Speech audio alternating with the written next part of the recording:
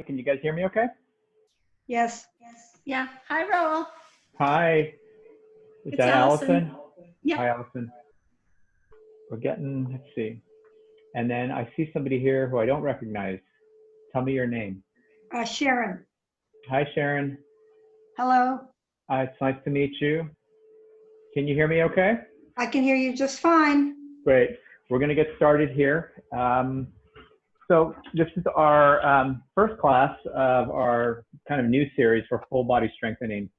And again, like I tell everybody else that takes the classes that we're doing here, is make sure that you're doing things correctly. Make sure that if you can't do something without pain, then if you can't modify it and make the pain go away, then go ahead and stop doing that particular exercise. That may not be ready for you.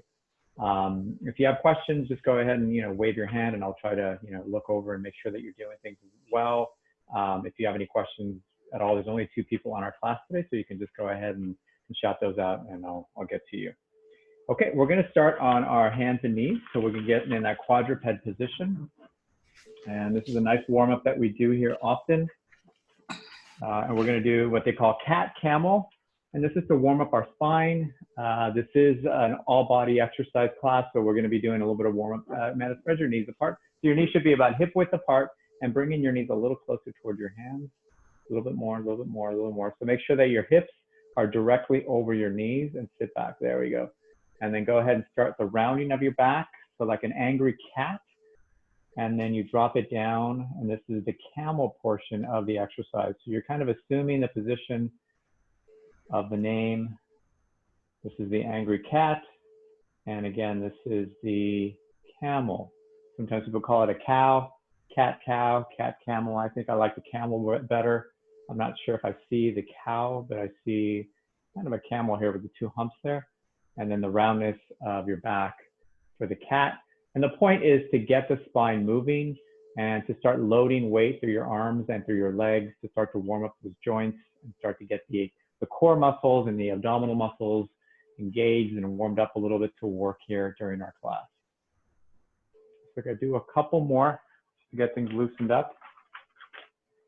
Like I said in my email, or the email that you received for the link, this is more of an intermediate class. I just kind of want to get to know some of the new people in class to make sure that we're not doing too much or too little, and then I can plan my future classes accordingly. Okay, let's do one more, Amanda. And then once you've established the 2 extremes of both of these motions, this one being the bottom extreme and then the cat being the top extreme, then find that middle ground right there. And then once you're there, kind of zip everything up so your abdominals are nice and tight, supporting the neutral spine position that Amanda has established here. Tip the camera down a little bit. And now from here, holding that position we just established in neutral, she's going to go ahead and extend her right arm and her left leg, right arm forward, left leg back. And she's going to hold that. Lift your right leg up a little bit more. There we go. Okay, good. And then 3 seconds, and then switch. On the switch, you still want to maintain that neutral spine so there's not a lot of shifting that occurs. And then the right arm goes up and the left leg goes up. Good. And let's see how we're doing here. And again, the back stays straight. That looks pretty good.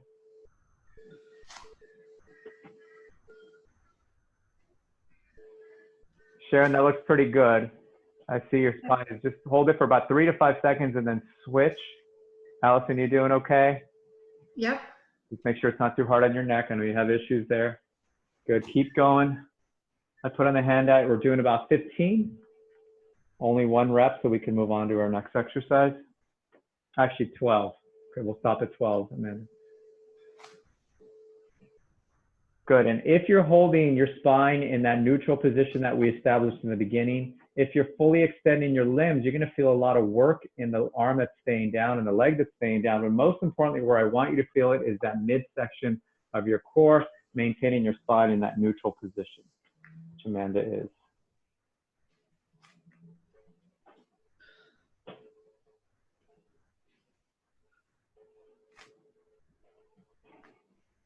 Okay, so she's gonna take a break, and we like to take breaks, not just to stop, but let's get in our stretch position. So she's gonna drop down into a child pose, drop her rear end toward her feet and her arms extended, and just allow her spine to relax, and then breathe into your lungs and into your back. And hold.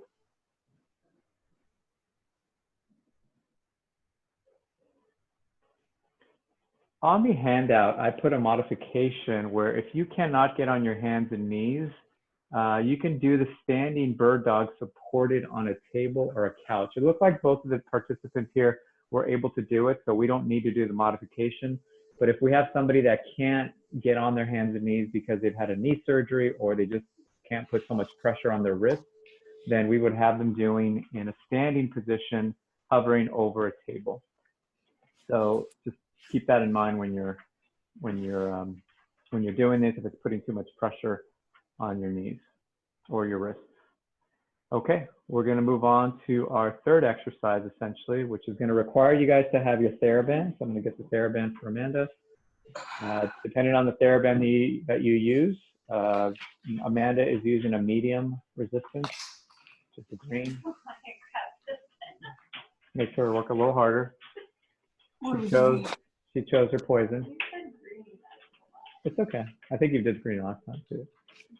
So the next position is going to be a side plank position. We're going to be on our forearms in a side lying position. Amanda's getting in her position here.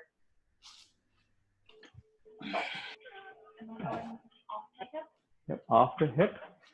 So Amanda is going to go off of her hip in a sideline position. If you cannot be off of your hip, if it's too much pressure on your shoulder or your neck, then keep your hip down. But if you can do the hip off the mat, that puts a lot of work on the shoulder and the shoulder blade muscles. And then from here, once you're in a nice neutral, even line position like Amanda is now, then she's going to go ahead and open up that knee into a clam as far open as she can, and then come back down. She's going to do 15 of these. Good. Good. If you're not able to lie with your hip up, make sure that you're really pulling those trunks, the left trunk at this point, or the right trunk that Amanda's in right now, up. So you're pulling up through the ribs toward the ceiling, as if somebody was pulling you by the shirt, if you guys can see this, up toward the ceiling. That's going to help her engage those side muscles and make her work through the side. So her core is engaged, her shoulder is really working to stabilize. And to stabilize the shoulder, of course, she's working really hard through her shoulder blades. So that's are the hips in neutral or are the hips forward? The hips are in neutral. Her thighs, her knees, or her hips are slightly bent. Sharon, just to answer that question. Okay. Raul, can you see? Is this correct? Because I can't lift my hip up. Yep, it's I get it. Let me just see if I can get rid of your name, because right where your hips are, I can't get rid of your name. Here. That looks good. I mean, it feels a little more like a hydrant. Yep. Well, if you're bringing your feet up, it is. No, I'm not bringing my feet up. I'm keeping my feet. So that's fine then. And then Sharon, that looks pretty good. I don't know if you can do the whole 15, but were you okay with that on your shoulder? Yeah, it's a little hard on my shoulders. Okay, so you may need to work up to that a little bit. So let's do the other side, because it is hard on the shoulder, especially if you have shoulder issues. Sometimes I will not do it. But if you have a healthy shoulder and you're strong enough, we'll go ahead and go into it, because it's a much different workout. Because if you're doing it, Allison, the way you're doing it, which is fine, because it's what you can do at this point, you're getting more the hip. But once you add that hip lift off the mat, now you're getting the hip muscles as well as the shoulder and trunk muscles a lot more effectively. So again, it becomes more of a full body exercise and a full body strengthening.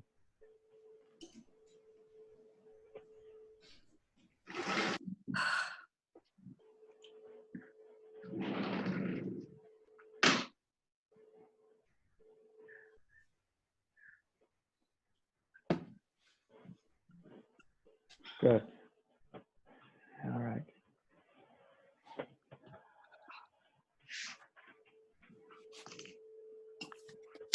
Sharon, how'd you do on that side? Are you okay? Is your shoulder Yeah. okay? Okay. And Sharon, were you in Mari's class or were you in Chris's class, or were you just joining us new? This is the first time I've taken a class First time. Okay. from you Great. guys. Okay. Okay. I've taken So- all of them. They're great. Yeah, Allison's been a frequent flyer with us, so she's been in all of our classes. Good for her. Okay. Are you guys doing okay here? Yep. Yep. Good. Okay. We're going to go into our next exercise. So the next exercise is going to be in a sitting position. Keep your TheraBands on, because I like to keep the TheraBand on for the sit to stand squats. I'm going to lower the table that Amanda's on to about the height of a chair, which is right around there. And I'm going to lower the screen so you guys can see, first of all, what her knees are going to be doing. So the TheraBand should be just above the knees. Your feet are going to be spread about hip width apart. Good. And then I'm going to roll the screen this way so you can see from the side what's happening here with Amanda. Okay, what we want to see when you do a sit to stand or squat. Okay, she's going to keep her trunk engaged like we did with our abdominal exercise, and she's going to keep her spine straight, and she's going to flex from her hip forward, and then she can use her hands, and then she's going to stand up from there. Okay, so up and then all the way up tall. Good. And then going back down, she's going to do the same thing. She's going to lead with her rear end, bending your knees too much. So try to aim your rear end back toward the table versus bending the knees. Okay, go ahead and do it again. Trunk forward, all the way up, and then aim your rear end back. Okay, and then back down. So Okay, you sit all the way down? all the way down. Yep, for these first 12, you sit all the way down and then Okay. up. Okay, aim that rear end back, Amanda. Good. Good. Reach for the table with your rear and then back up. Keep those knees open. Okay, I think you saw that. Now we're going to watch her from the front view, which is going to show what her knees are doing. What we don't want to see is her knees knocking together. Okay, so her knees are going to stay apart the entire time.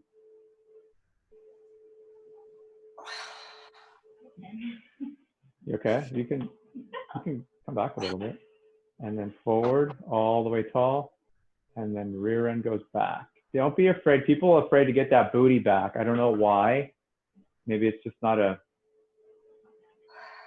yeah, it's not a natural thing to do for most people. So don't be afraid to get that booty back and the trunk forward. It will really help to engage the muscles we're looking at here. And it will take pressure off of your knees if you have any kind of issues with your knee. Okay, we're heading up to about 12 here. So on the last three, she got two more. The last three, she's going to hold it midway down. So go ahead and stand up, Amanda. And then on the way down, halfway down, you're going to stop and hold. Get your booty back further, and bend your knees left. So come up on your knees here, there. And it almost feels like you're kind of squat in one of those Eastern toilets, okay? And she's holding it. I got her timer going. She's going to hold it for 30 seconds. On your handout, it says hold the last three for 20 to 30 seconds. She's got about 10 seconds left. 5, 4, 3, 2, 1, and take a break all the way down, guys. Okay, I'm going to let Amanda rest for just a second. I'm going to watch you guys during the second rep.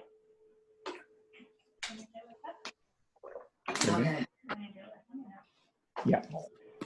Okay, when you guys are ready, we'll do the next set. And I'll watch your knees. Okay, go ahead, guys. Go ahead and get started. Good. Keep your knees in line with your hips. Good. That looks really good, Sharon. Get that trunk forward and the booty back as you go down. So keep going, Sharon, up and down. Oh, just up and Yeah, down. up and down. The first 12 are up and down. It's the last 3 where you hold it. 12 of those. I thought we were to the part that we got to. Oh, up and down for the first 12, and then the last 3 you're going to hold for 20 to 30 seconds. Looks like you're going to yeah, hold well, for you're 30. I'm following I Amanda. finished first 12 with Amanda. Okay. All right, so let's do the hold then. Go ahead and halfway down, and then your knees look pretty good there, Allison. Good. And get your booty back, Sharon, and hold this position. There we go. Okay, so the knees are slightly bent right there. Amanda looks good right here where she is. And then her booty is doing, and her hips are flexing most. They're doing most of the work here.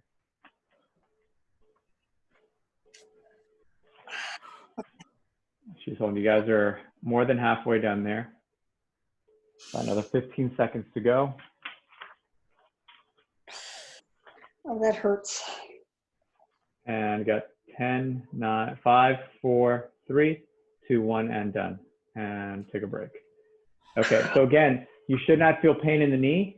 Where you should feel the work is in your thighs and in your hip and gluteal muscles. That booty back really helps activate those big glute muscles that you have back there on your side and in your rear. Okay. All right. So now we're going to take the TheraBand off. We're done with the TheraBand for today. And Amanda's going to do the next sitting piriformis stretch, where she's going to cross her right ankle over her left knee. She's going to sit up nice and tall. And the picture shows the person with an extended front knee. You can keep it bent if you want, and then just flex forward from the hip again and feeling that right side of the hip stretching. This is called your piriformis. It's a muscle that lives on the side rear of your back. I'm sorry, of your glutes. Now, Raul, I do this every day lying on my back. Is this getting it differently or just an alternative? It's a little bit differently because your hips are a little bit more bent, or it's just a different angle. It gives you a different option. Sometimes people don't have a bed or a floor to lay on, or they have a hard time getting onto the floor because they can't sit back up. So I'll give this to people who can't get on the floor, or maybe they're at work and they don't have the convenience of getting down onto the floor and they just want to do it at their desk chair or something. And it's just an easy way to do it there. Good. Cross the other side if you've already done the right side for at least 60 seconds, and go the other way.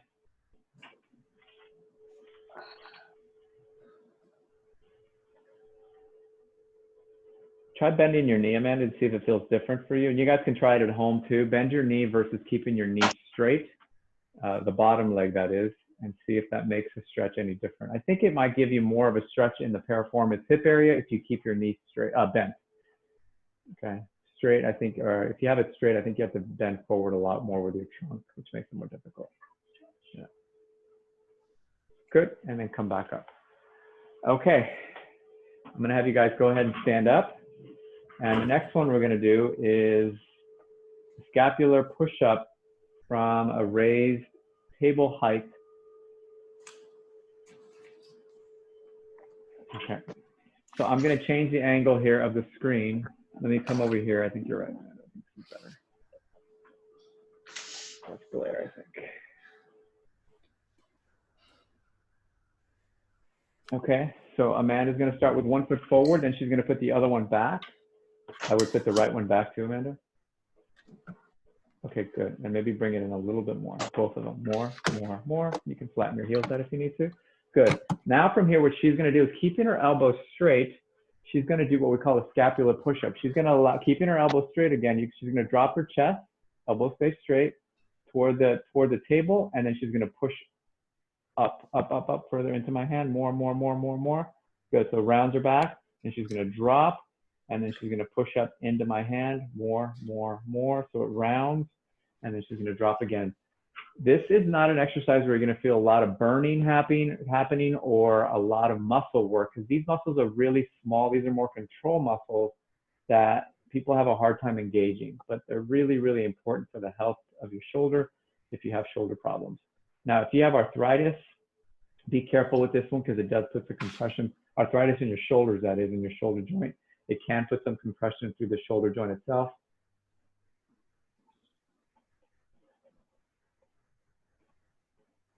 And push. So I also feel this in my hamstrings. Okay, it's an added bonus.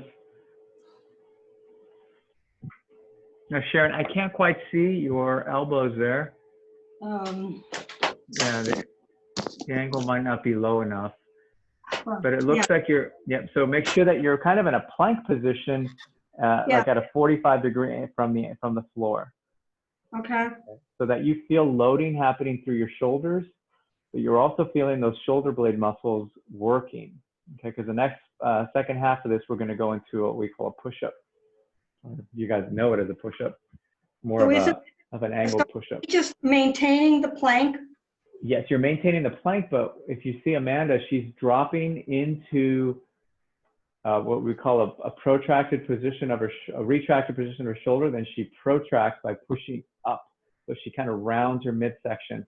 And the key thing is to not bend your elbows, because then that kind of takes the work away from it, and then it becomes a mini push-up, which we're not quite doing yet.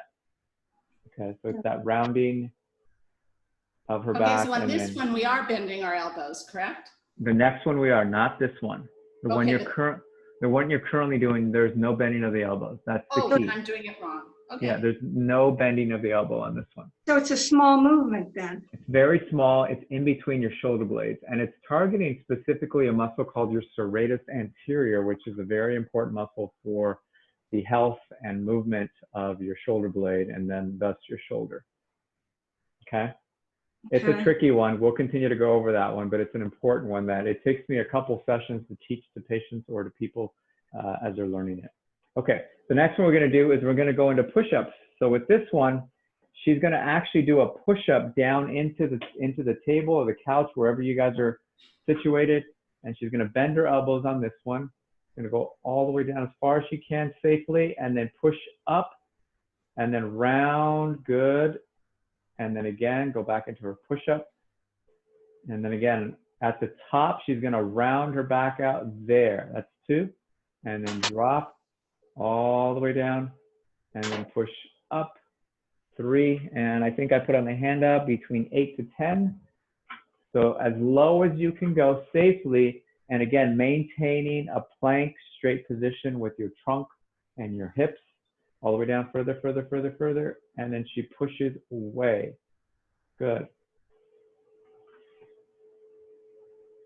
And depending on the height of your surface, if you're pretty high up, you may want to bring your feet further back, Sharon. You should be working, yep. And then into a push-up position, into the table or the surface that you're.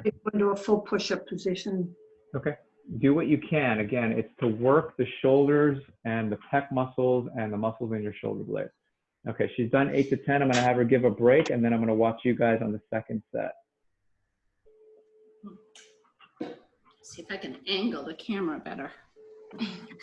Yeah, that'd be great, Sharon, because I'm having a hard time seeing you where you're the surface that you're on. That was me. You want it from the front view or you want it from a side view? Side view would be the best. That way I can see what your elbows are doing. No, it probably needs to be lower, Sharon. Angle the camera down if you can, lower. So it's pointing more toward the ground. Nope. Let me just see if let's see, go ahead. Yep, I still can't quite see your elbows, but let's. So this one you try to go down as far as you can, but if that's all you can do, then that's all you can do.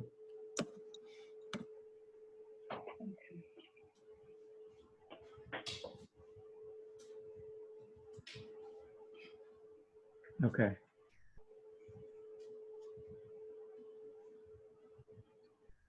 Okay, Sharon, that looks pretty good. I would go a little lower, Sharon. And Allison, I still can't quite see you.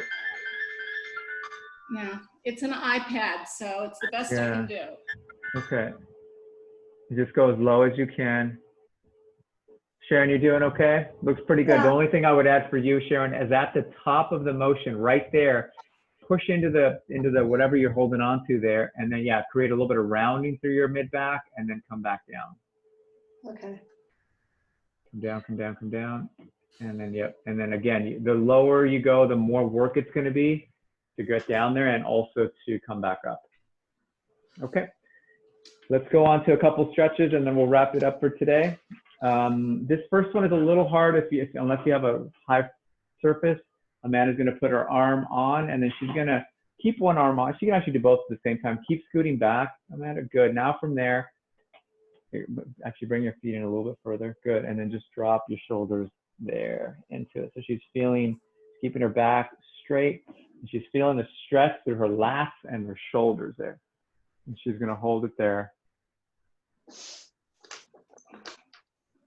20 to about 10 seconds. It's not one that I like to hold too long. You don't need to hold this for a long period of time. Good, and come back up. And then one more. And keep our legs straight, correct? It's a nice finisher. Yeah, you can keep your legs straight. It's just a matter of keeping your spine straight. That's what I really want to see, is keeping the spine straight. Good. And take a break from that. And then the last one is going to be an arm across body stretch. It's called horizontal shoulder adduction stretch. So she's going to pull her arm, keeping her elbow relatively straight across her body. There we go. And what you're going to feel here is the back of your shoulder should be stretching as you're pulling that arm closer towards you. Some people have a pretty mobile shoulder, so you may not feel a stretch, but it's a good one to do if you're tight in the shoulder. The posterior cuff tends to need a lot of stretching. Okay, let's switch hands. That's about 30 seconds.